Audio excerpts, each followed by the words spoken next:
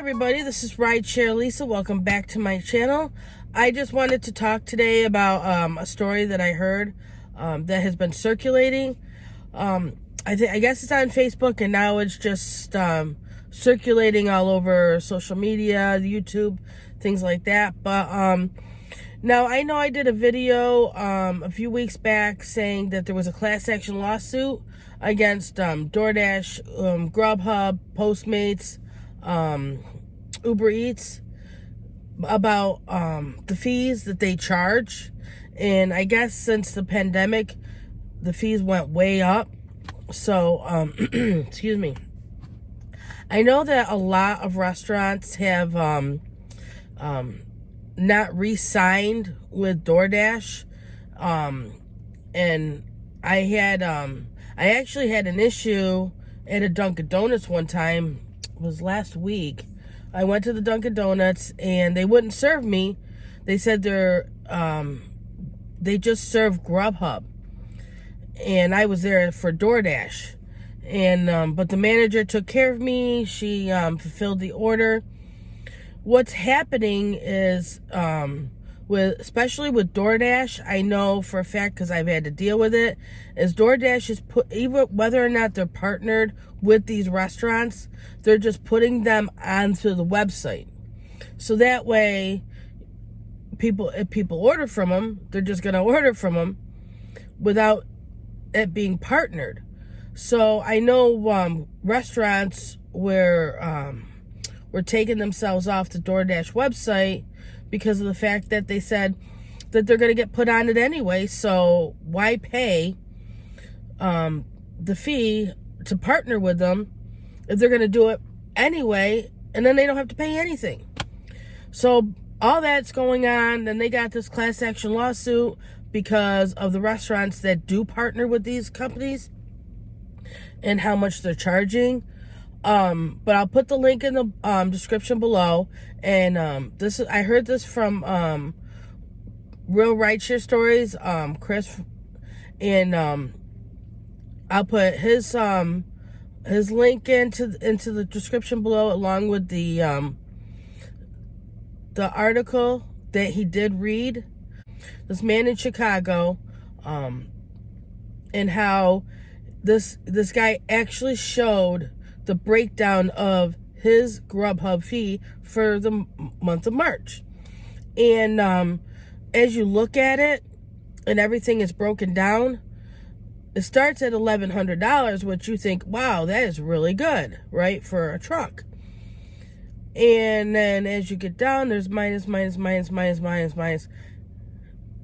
gets $300 profit for March. So as you can see, for the month of March, that he really, I don't think any of it was a profit, because he's got overhead. He's got rental space for his, where he parks his food truck.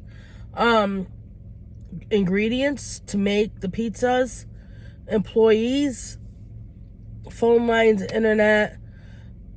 How can you make a profit with $300? Now, if they start getting rid of the delivery companies, and companies actually start hiring their own delivery drivers, that's going to take a big chunk of what they spend, and it's actually going to be profit. So for them, it's going to be good. For us, it's going to be bad because we're going to be out of work. So, I was thinking about it all day long, and as much as you should be signed up for all these apps, you really got to look at these things, because it doesn't look like they are worried about us as a whole. They're worried about their bottom line, because why would they think they're going to be around a long time if they're raising their fees for so much? So, I do have a W-2 job, and it looks like the way things are going after this pandemic, I think everybody should probably start thinking about Plan B, because right now everything seems great, but not with all this coming out of the water. the class action lawsuit against the restaurant, with the restaurants against the delivery apps. The delivery apps still charging tons of money. Still charging tons of money, even though there's a class action lawsuit. It doesn't seem like they're worried about being around a long time. They can close up and start something else. I mean, people do it all the time. So, thinking that, you know, that's what this is their intent. Like, I mean, with Uber, is one thing because they keep changing who they are. First, they're a rideshare company, and then they're a tech company, and then they're a delivery company, but then they have scooters. So Uber is just kind of all over the place, but not really in one place, where Lyft is a rideshare company, and they don't do anything else. They're trying, but right now they don't do anything else. And then you got your Doordash and your Instacart and your Postmates and your Grubhub that just deliver food. Well, how hard is it for someone to say, you know what, after the contract's up, I'm not signing again. I'm going to hire my own delivery drivers. I can buy a couple of cars with this. With the money that I'm paying out to you, I can buy a couple cars. And then what are you going to do after a year's up? You know, maybe there's other apps. I mean, they're coming out with, they have Roadie. For the airports, that probably will stick around. I do Roadie. I mean, I haven't done a Roadie yet, but I do have it installed. That'll probably be all right because it's, you know, most of it's pick up at the airports and drop off at hotels. But with the pandemic going on right now, it's pretty much, from what I heard, it's picking up at Home Depot and then dropping it off at the customers. And I heard that it's someone that I know who's doing it. She says she's doing great. You know, she goes to Home Depot, picks up what she needs, and she drops it off. She loves to drive, so, you know, if you love to drive, then Roadie's great. I have in my description, I do have a link with all the other links to the other apps that I have. So I don't know. Tell me what you think. Do you think it's going to last long? How much longer do you think that we're going to be doing these apps for? Because I really see the ending coming closer with the delivery companies than I do with rideshare. Rideshare is it's a great service. People love it. They can go out. They don't have to worry about drinking and driving because they can get, you know, a rideshare car to where they want to go and then get picked up. And it's more economical than taxis. So with rideshare, I don't see an issue.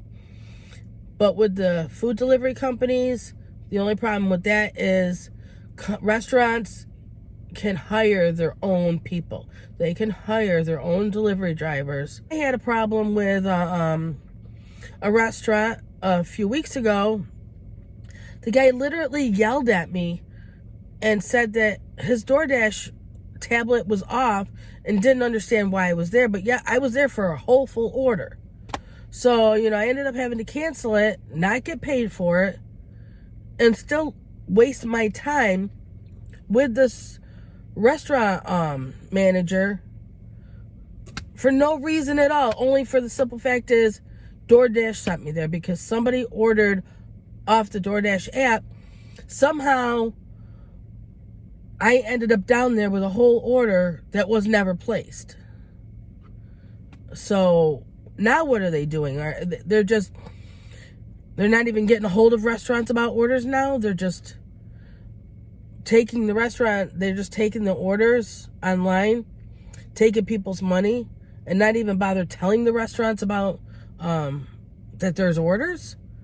What about the tablets that they supposedly have that prints out the food? You know? So, I mean, they're getting to the point where they're just muscling right through there. I mean, why? Doesn't make any sense. It literally doesn't make no sense. Why I would go there if there's no order? One time for DoorDash, I went to, and actually I could probably put this, I think I still got this picture. I took pictures of it. I went to a restaurant that had burned up. It was literally closed. It was all boarded up because a few days earlier had caught fire. Now, how did they put a DoorDash order through there if the building had burned down?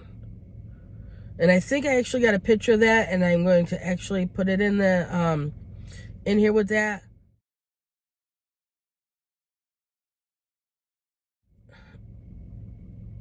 Right? Does that make sense? It's just all these things that you pick up that doesn't make sense, that shouldn't make sense. So, I don't know. I really don't see it lasting more than a year. If it lasts a year, I'll be surprised.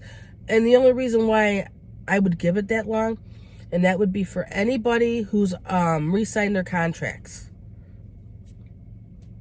As soon as they're done with their contracts, no more, you know, I'm done with you, goodbye. I'm hiring my own staff.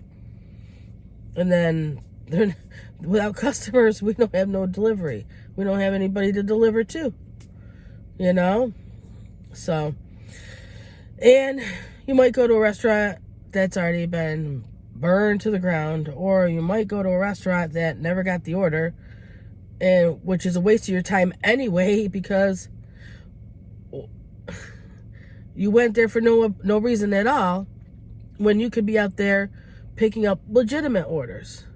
You know, this is going to be where Postmates is going to shine, only for the simple fact is they go to like 7-Elevens and stuff, and well, nobody else does. So this is actually where Postmates will probably end up shining, and the other ones, you know, it is what it is. So, but make sure you have backups for your backups. Make sure you start with a plan B, plan C. Moving forward, especially after this pandemic, right now, the delivery companies, Instacart and everything is paying well, but it eventually will not. So think about it. If the restaurants start, you know, taking themselves off the platforms, you know, I don't know. They start getting their own delivery crew. What are you going to do? I mean, you work for DoorDash or Grubhub or, you know, Postmates or what, Uber Eats, and these restaurants sign contracts. They don't have contracts with them anymore, and they get rid of their tablets. You're not going to make any money. There's no way to make money. So if you don't have an order waiting for you over at the other end. So, well, that's all I have to say for today. Just figure out what you're going to do next and learn from this and move on. You know, I mean, I'm going to do it as long as I can. I mean, because I do have another job, but I do love doing it. So, and probably have to look into getting to do rideshare again, I guess, I suppose. I don't know. But with the delivery companies, the way things are going, I mean, I don't know. All right, so tell me what you think. Leave your comments in the comments below. Check the description for anything that you need to know. Yeah, and everybody have a great, safe night, weekend. Just make sure you keep yourself clean and keep all your masks on. All right, everybody, bye-bye.